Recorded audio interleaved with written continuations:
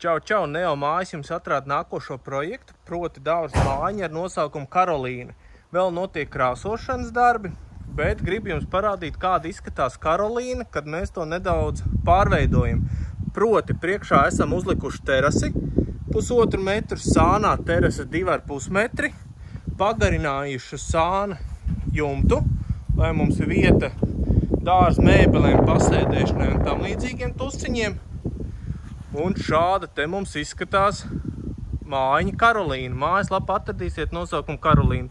Kā arī šai mājai ir palielināts jumta koras augstums, papildus iegūstot otrā stāvu guļvietu, padarot lielāku. Mums mājiņai ir viena liela telpa, mums ir guļamtelpa, mums ir vēl viena telpa, kurā var būt vai nu sanmezgls, vai nu virtuves zona, vai arī durvis var tikt likts no ārpuses, un mums ir vieta instrumentiem, un mums ir otrā stāva guļvieta, matracis, bērni būs ļoti priecīgi. Ja meklē arī savu mājiņu, droši dod ziņu. Šī konkrētā Karolīna ir pieejama noliktavā gatava. Paldies un visiem veiksmīgu dienu!